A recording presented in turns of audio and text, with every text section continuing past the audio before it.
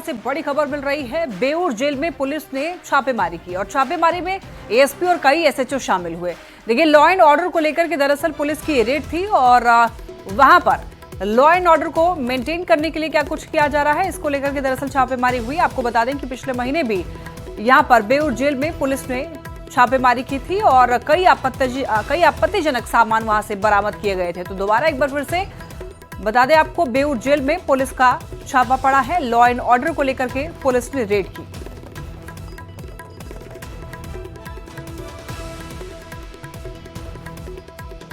दिल्ली के आरके पुरम में प्रधानमंत्री नरेंद्र मोदी ने आज चुनावी जनसभा को संबोधित किया और विरोधियों पर खूब बरसे। केंद्र सरकार के आम बजट में बिहार को ज्यादा तवज्जो देने पर पीएम ने वित्त मंत्री को धन्यवाद दिया और कहा कि बिहार के विकास से विपक्ष में बैठे हुए लोगों को काफी परेशानी हो रही है, लेकिन केंद्र सरकार हर परिस्थिति में बिहार के साथ खड़ी है। रिपोर्ट में देखिए पीएम ने और क्या कुछ कहा।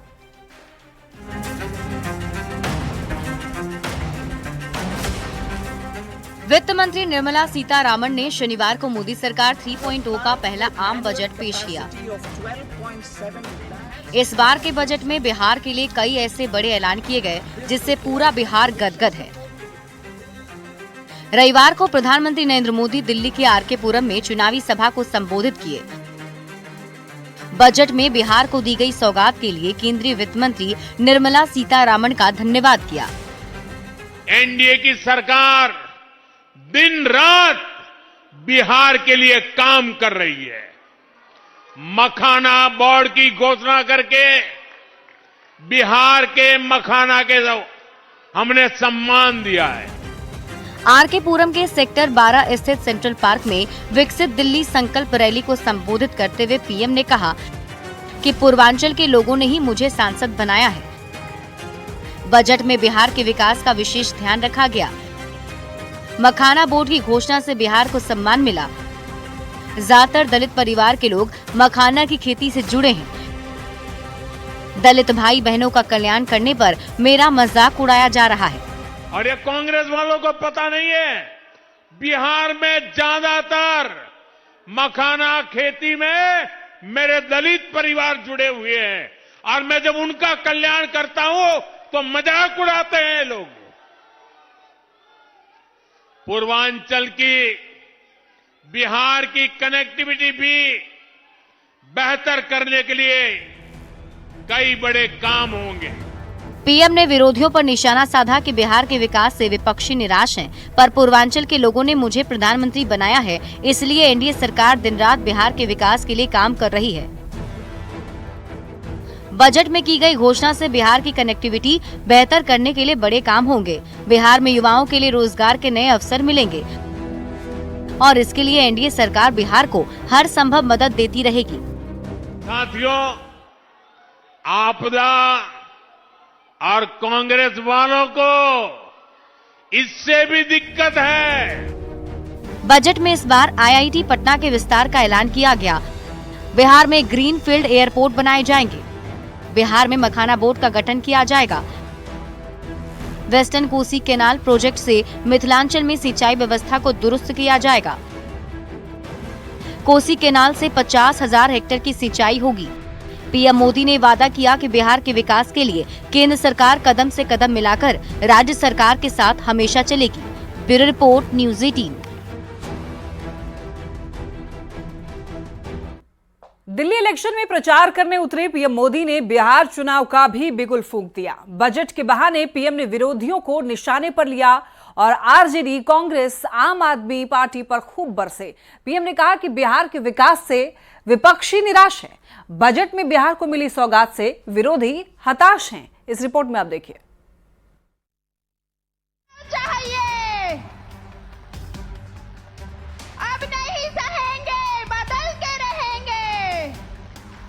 रविवार को दिल्ली विधानसभा चुनाव का प्रचार करने उतरे प्रधानमंत्री नरेंद्र मोदी ने बिहार चुनाव का भी बिगुल फूंक दिया।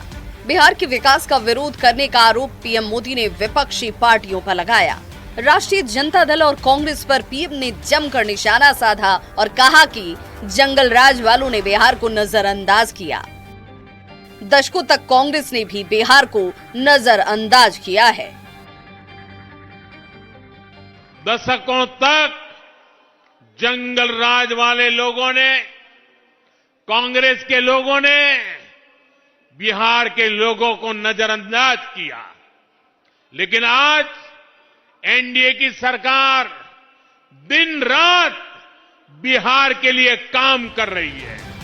प्रधानमंत्री ने कहा कि एनडीए सरकार बिहार के लिए दिन रात काम कर रही है और करती रहेगी। आरजेडी और कांग्रेस को बिहार के विकास से काफी दिक्कत है।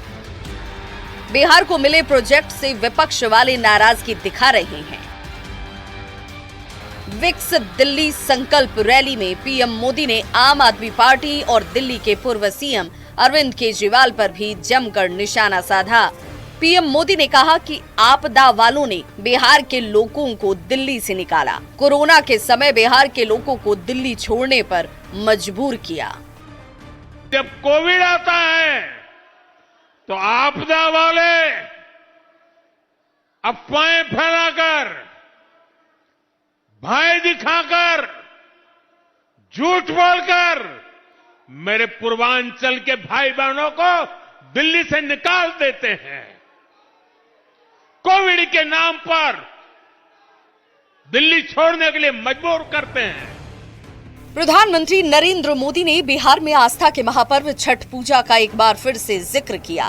पीएम ने छठ के प्रति अपनी पूरी आस्था जताई और छठ में होने वाली परेशानियों को लेकर दिल्ली सरकार पर खूब बरसे।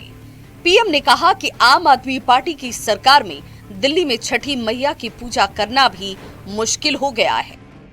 पूर्वांचल के लोगों के लिए यहां छठी मैया की पूजा करना भी मुश्किल है। मैं कल से ही देख रहा हूं कि आपदा वाले बिहार को मिले प्रोजेक्ट से कितने नाराज हैं। प्रधानमंत्री ने बिहार के लोगों को भरोसा दिया, विपक्ष के लोगों को निगेटिव पॉजिटिव करने दीजिए। दिल्ली, यूपी हो या फिर बिहार, पूर्वांचली समाज को बीजेपी सरकार हर संभव मदद देती रहेगी। पीएम मोदी के इस बयान के बाद बिहार में भी सियासत गर्मा गई है। देखना होगा बिहार चुनाव पर इसका क्या असर पड़ता है। Bureau report, news 18। CM Nitish Kumar की प्रगति यात्रा का कारवां आज बांका पहुंचा, जहां पर रजौन के बाबरचक में सीएम ने करोड़ों की योजनाओं की सौगात दी। सीएम ने यहां 362 करोड़ की 175 योजना का शिलान्यास और उद्घाटन किया। इस दौरान सीएम ने राज्य के पहले स्मार्ट विलेज का भी उद्घाटन किया और विकास कार्यों का जायजा लिया। मुख्यमंत्री ने इस दौरान जीविका दीदियों से भी संवाद किया और बांका को सीएम नीतीश ने कई सौगात दी।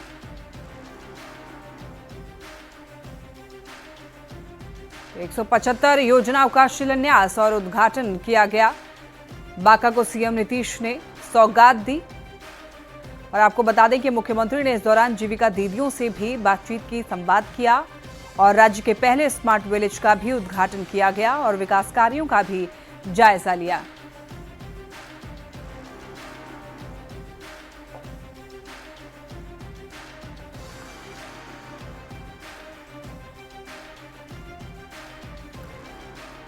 बांका को सीएम नीतीश की सौगात मिली। सीएम नीतीश की सौगात ने सौगातों की झड़ी लगा दी और देखिए आधुनिक बुनियादी ढांचे, शिक्षा, सिंचाई और सड़क की सौगात दी गई। सीएम नीतीश ने 362 करोड़ की योजनाओं की सौगात दी। देखिए आधुनिक बुनियादी ढांचे, शिक्षा, सिंचाई और सड़क की सौगात बांका को सीएम नीतीश कुमार ने दिया। इसके अलावा कई और देखिए 362 करोड़ की योजना की सौगात दी गई सीएम नीतीश कुमार के द्वारा।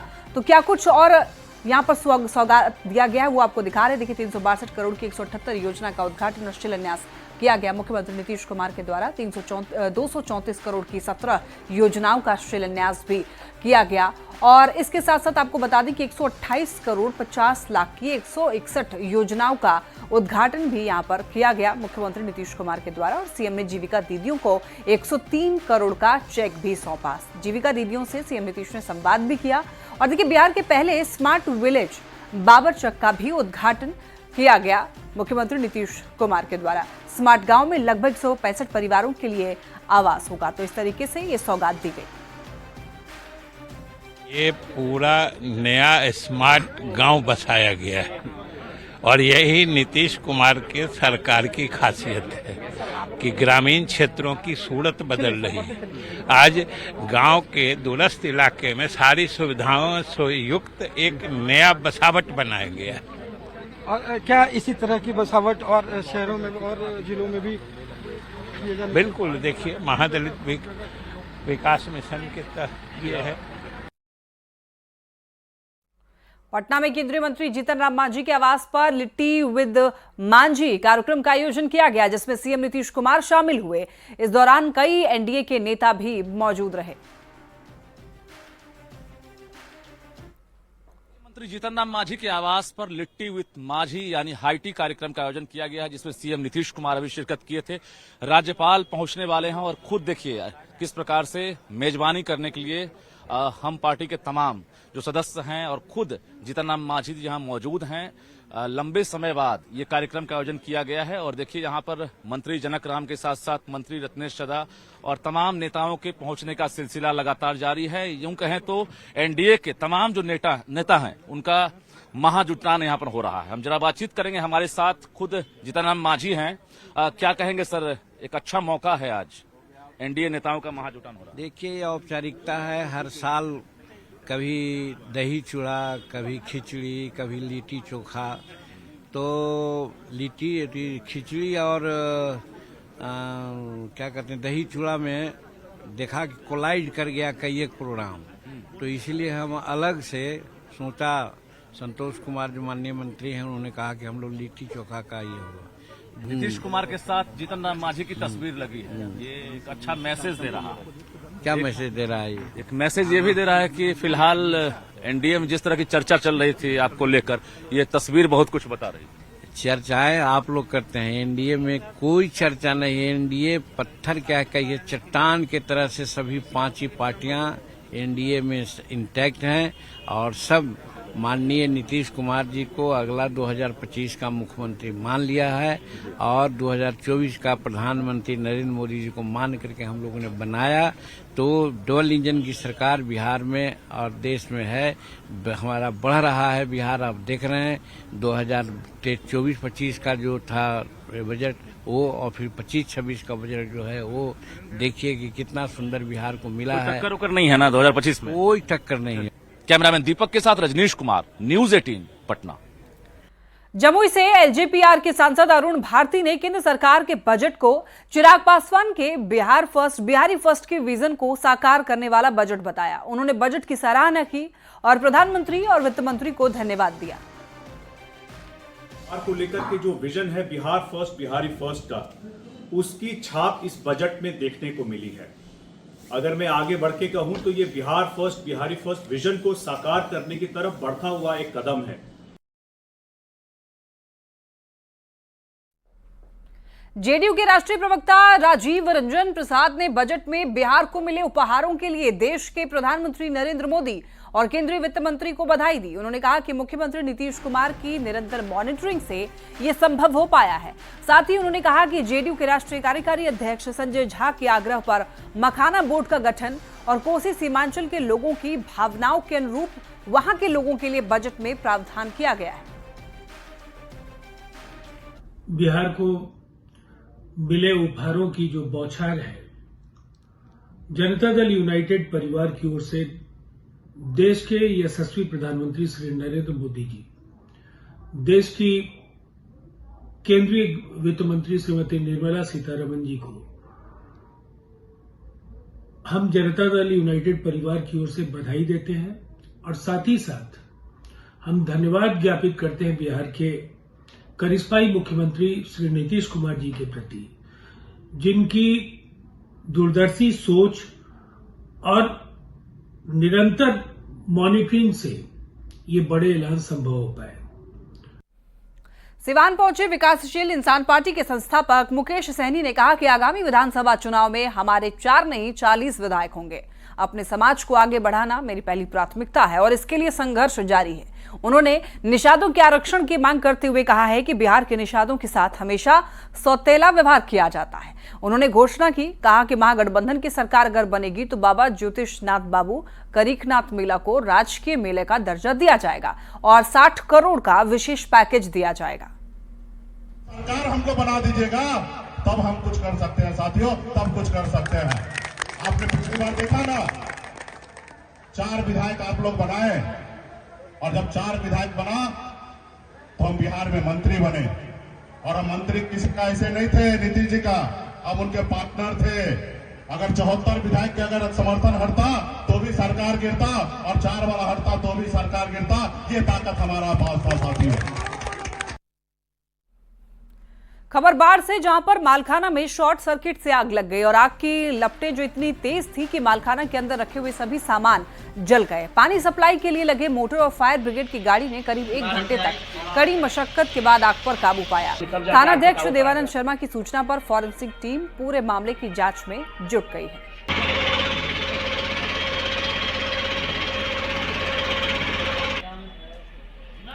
तो देखिए, यहाँ पर भीषण आग लगी और आग लगने की वजह से सारा सामान जलकर के पूरी तरीके से राख हो चुका है। मालखाना में शॉर्ट सर्किट से आग लगने की खबर सामने आई। बताया जा रहा है कि कड़ी मशक्कत के बाद यहाँ पर आग पर काबू पाया गया, लेकिन सब कुछ जल चुका था, जलकर के खाक हो चुका था सारा सामान।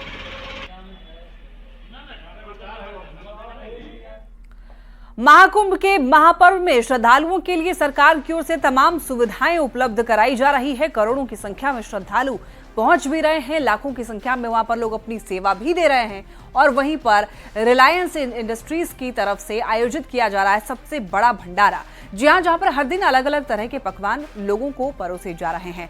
महाकुंभ नगर से एक्सक्लूसिव रिपोर्ट देखिए।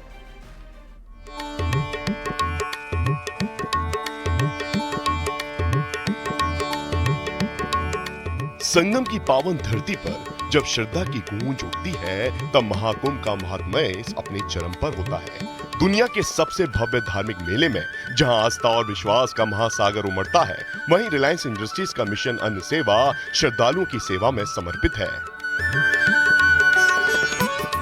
हर दिन सूरज की पहली किरण के साथ ही यहाँ 50,000 से ज्यादा तीर्थयात्रियों के लिए पौष्टिक और स्वादिष्ट भोजन की व्यवस्था होती है। पर ये सिर्फ भोजन नहीं, ये सेवा का वह प्रसाद है जिसमें श्रद्धालुओं के स्वास्थ्य का पूरा ध्यान रखा जाता है। बहुत खुश है खाना खा के, बहुत अच्छा लगा संगम का। हाँ, यहाँ का व्यवस्था बहुत अच्छा है, साफ सफाई, खाना बहुत अच्छा है। बहुत अच्छा है, कल रात भी हम लोग खाए थे, बहुत अच्छा सेवा है। अनंत तो अनंत है। अनंत अंबानी ने रिलायंस ग्रुप का एक अलग नाम किया है, क्योंकि चैरिटी में कहीं भी इतना बड़ा नाम आम पब्लिक के लिए किसी का नहीं है जितना बड़ा अनंत ने काम किया। और मैं हृदय से कह रहा हूँ कि उस बच्चे को भगवान बहुत स्वस्थ करे और उसको मस्त करे, क्योंकि उन्होंने जो काम यहाँ कुंभ में किया है, ये किसी भी पूंजीपति की पहली पहल है। लेकिन जिस तरह का काम अनंत अंबानी ने किया है, ये आम आदमी के लिए बहुत ही अच्छा काम है।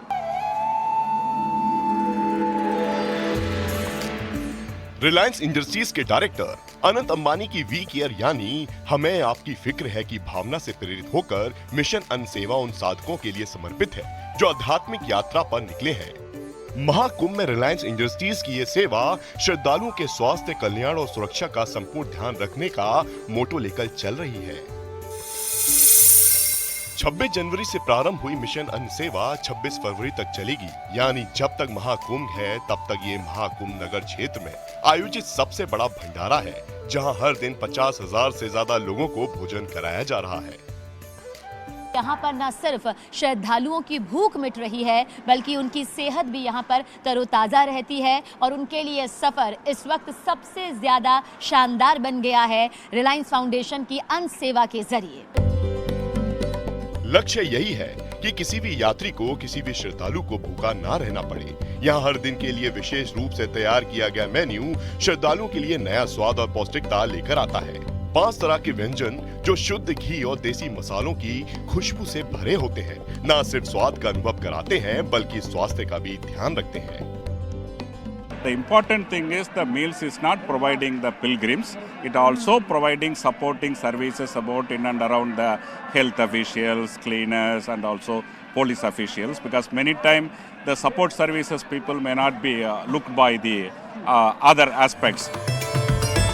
इतना ही नहीं, रिलायंस इंडस्ट्रीज ने संतों के यहाँ चल रहे अन्य क्षेत्र को भी स्पॉन्सर किया है।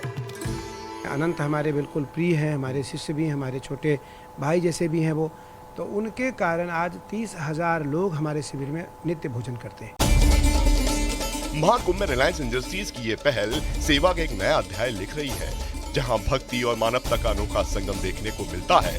हर मुस्कान, हर संतोष भरी थाली इस सेवा के महत्व को और भी गहरा बना देती है।